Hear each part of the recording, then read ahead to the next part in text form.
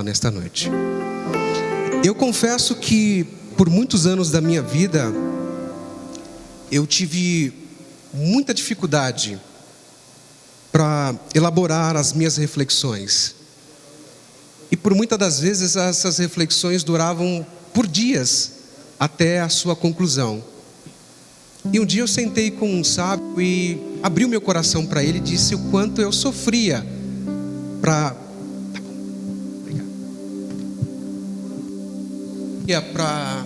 preparar as reflexões.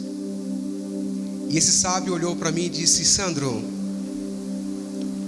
as reflexões que Deus vai colocar no seu coração, uma continuidade do seu devocional de manhã. E outra coisa, você precisa observar o que Deus está fazendo ao seu redor, porque Deus está falando e agindo ao seu redor. Você precisa ter sensibilidade para enxergar e ouvir o que Deus está fazendo ao seu redor. Por que eu quero iniciar essa parte introdutória dizendo isso? Porque depois que eu entendi isso, eu comecei a montar sermões observando o que Deus está fazendo ao meu redor. E se tornou leve. É fato que, apesar de, eu vou revelar a minha idade aqui, mas apesar de quase 20 anos ministrando a palavra de Deus, ainda dá um frio na barriga. Mas isso é normal. Mas eu entendi que não é sobre mim, é sobre Ele. Eu sou apenas um porta-voz. E se eu me calar, Deus levanta um menino para falar no meu lugar. Então quando a gente entende isso, a gente começa a ter sensibilidade para ver o que Deus está falando ao nosso redor. Porque talvez você veio para a igreja e você diz: como eu queria ouvir a voz de Deus. E já há algum tempo eu já não ouço mais a voz de Deus. E eu custo a dizer para você que Deus está falando com você todos os dias pela manhã. É que você levanta tanto afoito ou afoita, tão preocupado, preocupada, que você não para um minuto para ouvir Deus falar. Sabe aquela criança que está tão afoita para ir para o parque, que não ouve a mãe ou o pai gritando: cuidado menino, você pode cair. E a criança cai ao curso da vida aí, e a criança levanta chorando e diz: ninguém me avisou que tinha uma pedra no meio do caminho. Mas sim, o pai antes de ir para o parque, a mãe antes de ir para o parque disse: cuidado, cuidado. Então Deus está falando com você no seu íntimo. E se a gente pegar essa linha de raciocínio, eu quero recapitular para que a gente possa entrar numa jornada hoje. Há uma jornada proposta a nós. É isso que eu queria falar nesta noite.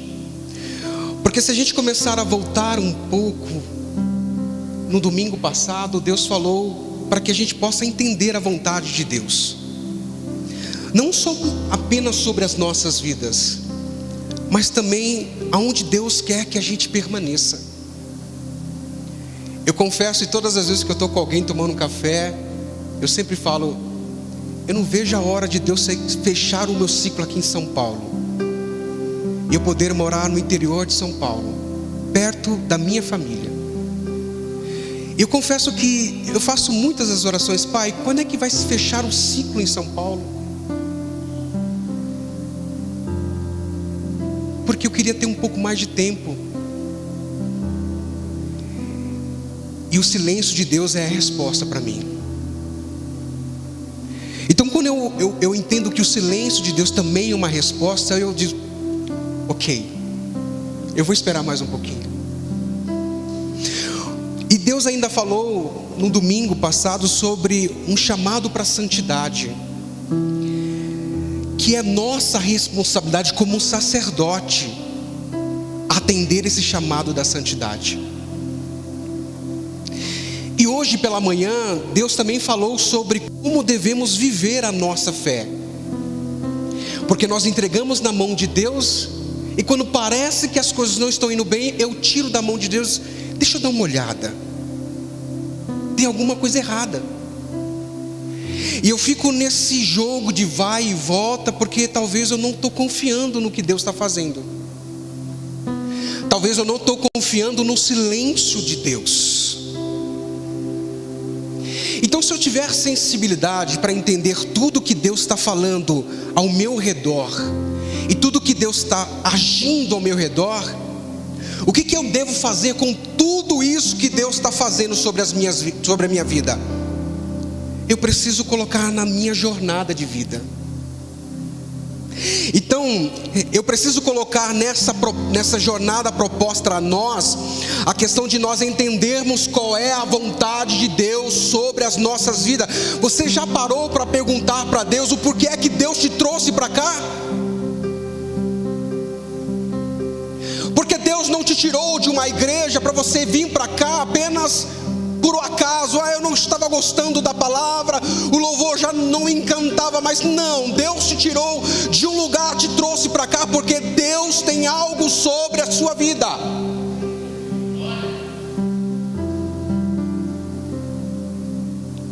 Eu sou chamado a uma santidade, essa é a minha responsabilidade. Então eu preciso inserir a santidade nessa jornada proposta por Jesus a mim. E nessa jornada eu preciso viver intensamente a fé. Porque se eu olhar o cenário ao meu redor e colocar em prática, Mateus vai dizer que nós iremos ser como alguém prudente que ouve a palavra de Deus e a pratica. E quando nós absorvemos tudo que Deus está fazendo e falando ao nosso redor, nós estamos construindo uma casa sobre a rocha, e os fenômenos da vida vai vir sobre as nossas casas, mas não seremos abalados. E o engraçado é que o fenômeno vai atingir tantos aqueles que apenas ouvem e aqueles que ouvem e praticam. Mas a grande diferença é que aqueles que apenas ouvem e não praticam, na sua jornada cristã, grande é a ruína. Mas eu queria dar base a esse tema, uma jornada proposta a nós com Cristo. Hebreus capítulo de número 12, verso 1. Portanto, também nós, o autor, se inclui nesse processo. O autor não está assistindo de fora, o autor está inserido nesse processo, nessa jornada. Portanto, também nós, uma vez que estamos rodeados de uma tão grande testemunha, nuvem de testemunha, livramos-nos de tudo que nos embaraça e do pecado que nos envolve. E a proposta de Jesus para nós nessa noite é que corramos com esperança, com perseverança a corrida que a nós é proposta. O autor aos Hebreus vai escrever a crentes que viviam em Roma, na Itália, porque no capítulo de número 13, verso 24, ele dá saudação à Itália, aos que estão na Itália. E provavelmente ele está direcionando esta carta, essa epístola, a uma igreja que está situada em lares. Não eram templos, eram em lares. E essas pessoas que estavam no lar, professando a fé em Jesus, estavam prontos a abandonar a fé em Cristo e voltar à antiga religião, ao judaísmo, por causa da perseguição e do desânimo. Então a proposta desse autor para a igreja é que eles não abandonassem a fé, custe o que custar. Ante as perseguições, ante aos desânimos, ante as frustrações, ante as nossas expectativas que não são por muitas das vezes alcançadas, e está tudo bem. Esse autor vai dizer que você deve abandonar tudo aquilo que embaraça a sua vida tomar cuidado com o pecado que nos envolve, para que isso não atrapalhe a entrarmos numa jornada com Jesus, uma jornada de perseverança, uma corrida que foi proposta a nós. E nessa corrida, a gente precisa correr com ciência, porque não é um tiro de 100 metros que vai finalizar essa corrida. Então a gente precisa aprender a administrar os nossos passos em Jesus. Porque talvez você está falando: Sandro, eu estou tão cansado nesta noite, eu estou tão fadigado nesta noite. Jesus está dizendo para você nesta noite: calma, eu não pedi para você correr, eu estou convidando você a caminhar comigo em uma jornada proposta. Mas o que eu tenho para você vai te fortalecer. Mas você está correndo tanto e você não está escutando eu dizendo: calma, eu estou do seu lado. Nessa jornada eu sempre estarei com você. Então quando você começar a se cansar, pare para pensar: como é que eu estou administrando essa minha jornada com Jesus? Porque não é essa a proposta de Jesus. Tem um louvor muito bonito que eu não vou me recordar, mas em que eu me gasto diante de Jesus, eu me gasto diante do reino ou de servir a Jesus. Mas eu acredito que nesse processo de doação, de você se negar a si mesmo, há um refrigério de Jesus. Toda vez que você propõe a calçar os seus sapatos para andar com Jesus, Ele renova, porque no deserto durante 40 anos, Jesus renovou o calçado daquelas pessoas. Ou seja, permita que Jesus, que Deus, que o Espírito Santo nesta noite renove o seu calçado para que você continue nesta caminhada com Jesus. Porque Ele não te chamou para uma proposta para você parar no meio do caminho, não. Ele te chamou para você ter experiência com Ele no curso da vida. Ante a tudo isso, é lançado um convite para a gente aceitar a proposta sem olhar para trás. Porque não existe outro caminho para quem conhece Jesus. Quando Paulo, em Atos capítulo de número 9, encontra Jesus no caminho de Damasco, para Saulo não existe outro caminho. Porque diante de um resplendor, ele pergunta: quem és tu? E Jesus se apresenta: eu sou Jesus. Se a sua caminhada não está diante da vontade do reino, eu tenho uma notícia boa para você. Não é uma notícia triste para você, é uma notícia boa, porque você precisa encontrar Jesus no caminho do seu Damasco. Você precisa cair diante de Jesus. E se eu respeitar o contexto histórico, ou o contexto daquela época, eu posso dizer que Paulo literalmente caiu do cavalo, porque não existia bicicleta, não existia outro recurso senão um cavalo, um jumentinho. Então eu posso dizer que muitas das vezes a gente precisa cair do cavalo para encontrar Jesus. E cair do cavalo muitas das vezes pode ser o cair ficha. E a gente perguntou: por que é que eu caí? Por que é que eu estou assim? Porque Jesus queria se apresentar a você. Agora você entende porque muitas coisas Deus permitiu acontecer na sua vida. Porque Jesus queria que você caísse literalmente. porque diante do chão você iria conhecer Jesus. É só lá, porque é num poço que a mulher conhece Jesus. E aquela mulher, ao conhecer Jesus, ela sai em Samaria gritando: eu encontrei um homem que conhece a minha história. Mas ela precisou passar por frustrações em vários casamentos, talvez passar por desprezo da sociedade, o desprezo religioso. Em um simples dia, em um poço, ela encontrou Jesus, e Jesus se revela a ela. Então não existe outro caminho para quem conhece Jesus. Portanto, diante de tudo isso, não adianta, porque nós temos testemunhas, nós temos heróis da fé, como diz Hebreus capítulo 11.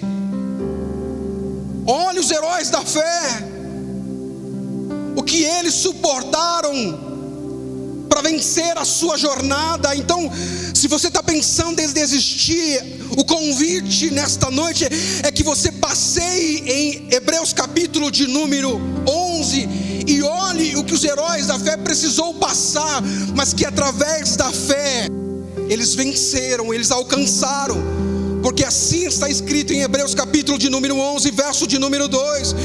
Foi por isso, por meio dela quem? A fé, que os antigos receberam bom testemunho.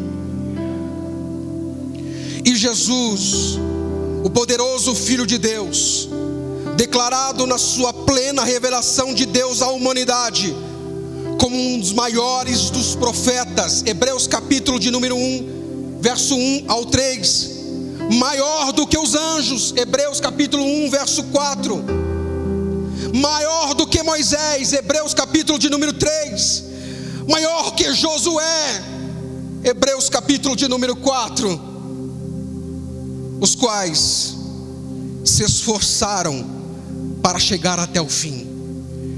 E Jesus se revela à humanidade através de Deus para dizer: eu sou maior do que eles, e eu estou com vocês nessa jornada. Não existe motivo e circunstância para que possamos nos afastar dessa jornada de fé, se nós entendermos a proposta dessa caminhada. Você precisa parar nesta noite para entender: o que é que eu estou fazendo nessa jornada? O que está proposto a mim nessa jornada? Por que é que eu estou caminhando com Jesus? Por que é que eu estou nesse caminho com Jesus? Porque se a gente entender o propósito desta caminhada, nada nos afasta do amor de Deus. Romanos capítulo de número 8, verso 35 ao 39. Quem nos separará do amor de Cristo? É uma pergunta. Será a tribulação, ou a angústia, ou a perseguição, ou a fome, ou a nudez, ou o perigo, ou a espada? É uma pergunta. Como está escrito: por amor de ti enfrentamos a morte todos os dias. Quem fala isso conhece o propósito da caminhada. Somos considerados como ovelha destinados a um matador.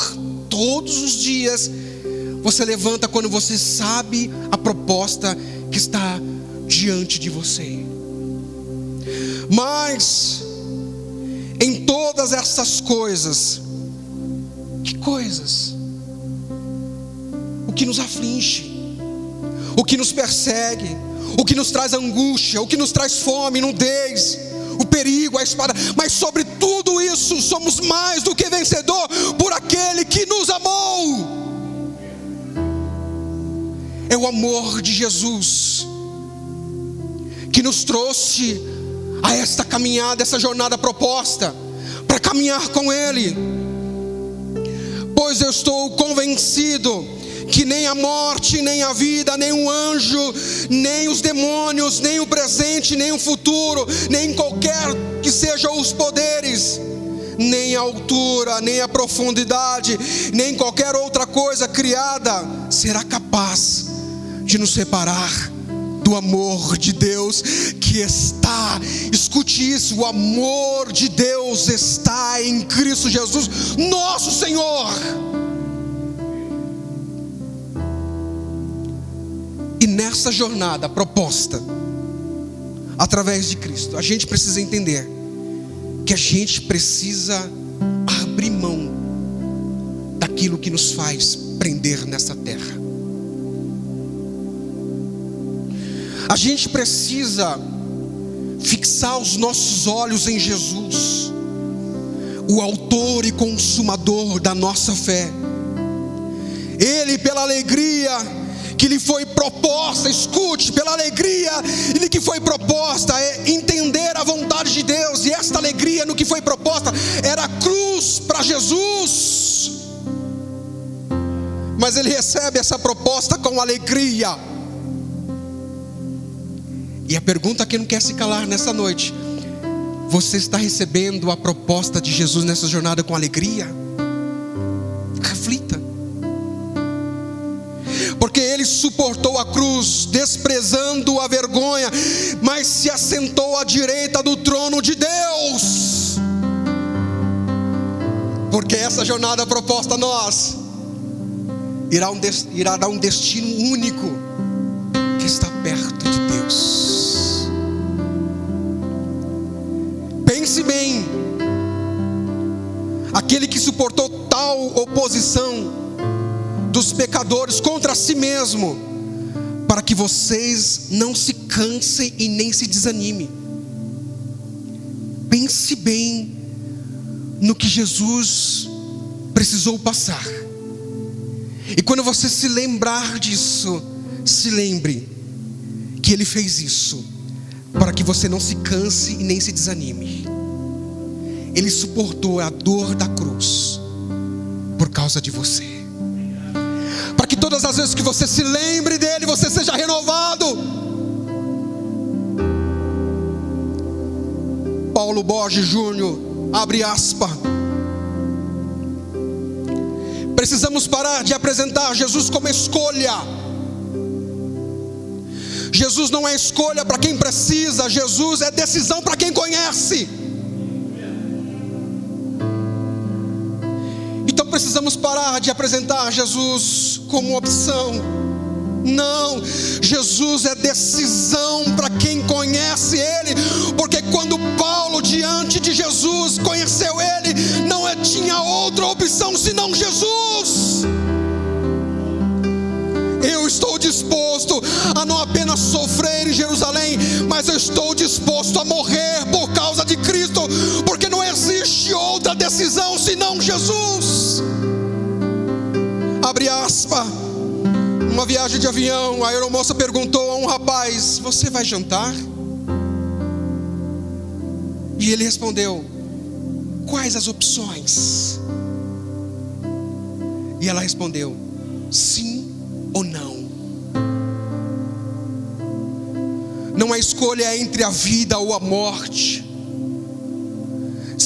Se é vida ou morte, então é uma decisão e não uma escolha. Ainda abre aspas. Jesus não está oferecendo uma escolha entre diversos estilos de vida.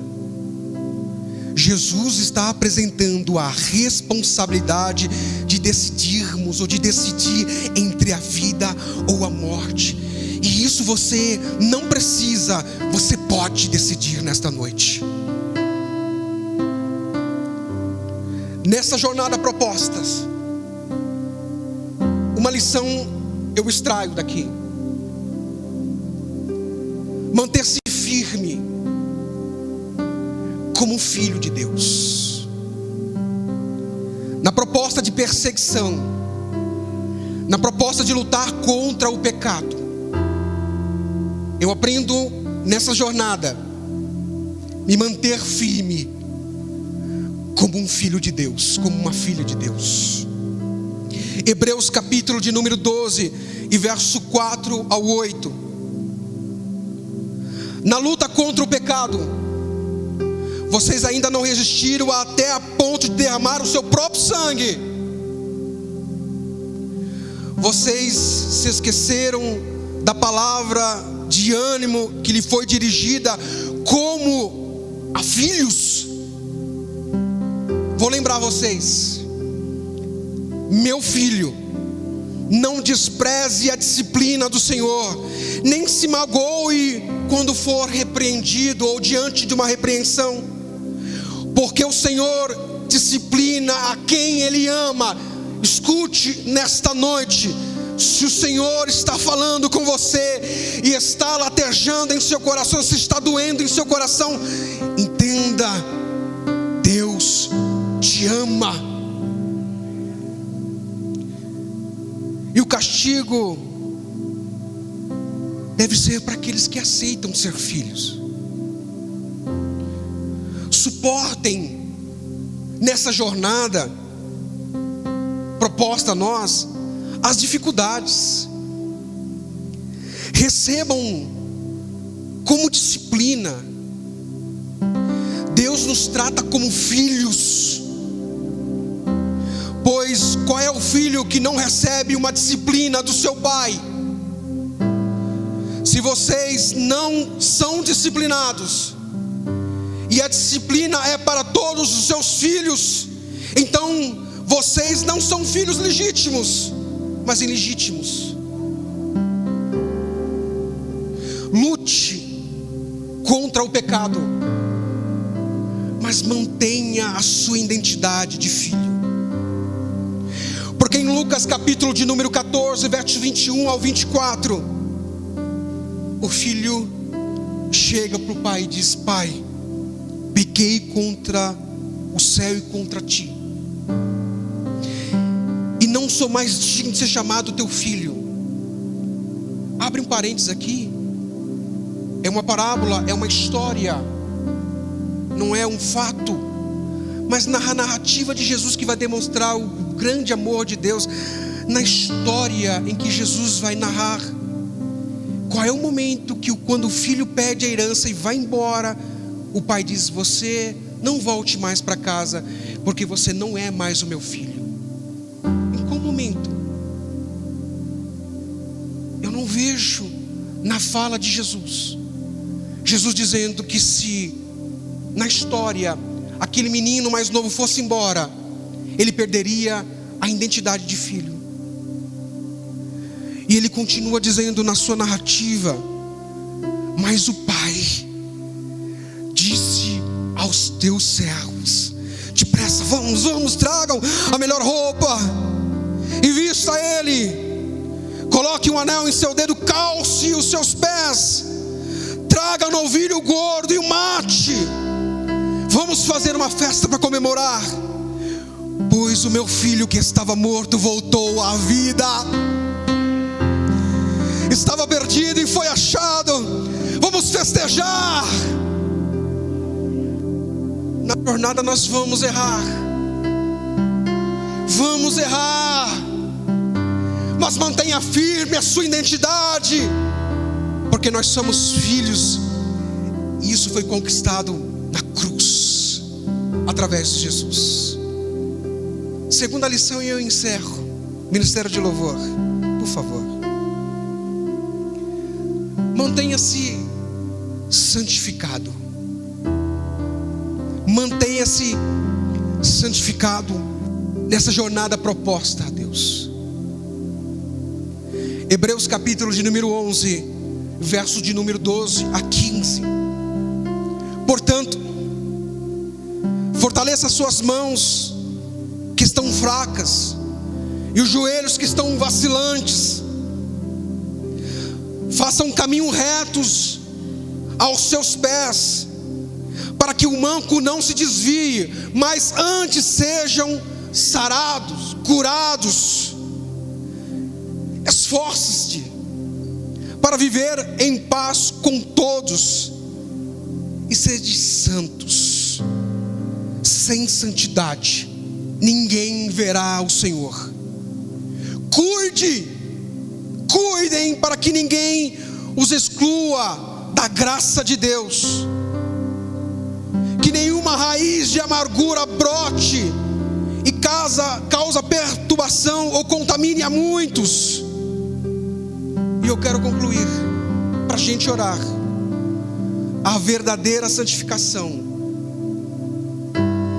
requer que os crentes, ou nós, mantenha profunda intimidade com Cristo. João capítulo 15 e verso de número 4. Permaneçam em mim e eu permanecerei em vocês. Mantenha comunhão com os crentes. Efésios capítulo de número 4, verso número 15. Antes, siga a verdade em amor. Cresçamos em tudo naquele que é o cabeça, Cristo. Dedique-se à oração. Colossenses capítulo de número 4 e verso de número 2. Dedique-se em oração.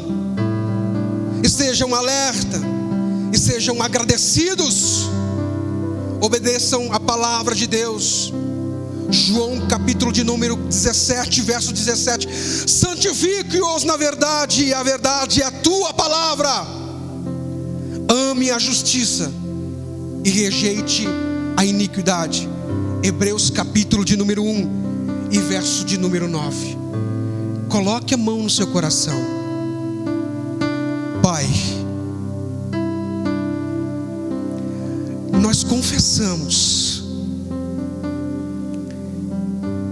nós reconhecemos que muitas das vezes nesta caminhada os nossos pés estão vacilantes, falta força nas nossas mãos, falta coragem para seguir adiante. Mas a tua palavra renova as nossas forças nesta noite.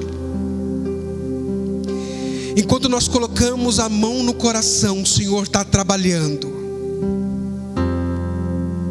Enquanto estamos aqui pedindo misericórdia, o Senhor está trabalhando. O Senhor está renovando as nossas vidas. Então, Pai, eu quero te fazer um pedido especial.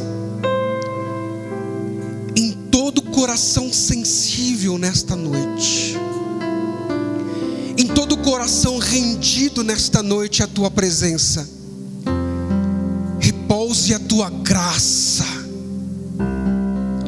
repouse o teu renovo, a tua fortaleza sobre nós, porque nós queremos endireitar os nossos caminhos, aplanar os nossos caminhos, fortalecer os nossos pés, para que haja cura nas nossas vidas. Nós declaramos, nós precisamos de cura. Nós somos o teu povo e nós reconhecemos que pecamos nessa jornada, mas nós nos arrependemos de tudo isso, e nós esperamos ser ouvidos nos céus, para que haja cura sobre as nossas vidas. Haja cura nesta noite, Pai. Então eu declaro nesta noite, em nome de Jesus, lares curados, erebacanto, vidas transformadas, corações avivados nesta noite. Que as emoções diminuam, mas que o verdadeiro avivamento surja nesta noite. Porque não são as emoções que transformam, mas a Shekinah de Deus é que nos queima de dentro para fora. Então nós consertamos o nosso altar nesta noite. Nós consertamos pedra sobre pedra nesta noite. E nós nos colocamos de joelho no altar de Deus, para dizer: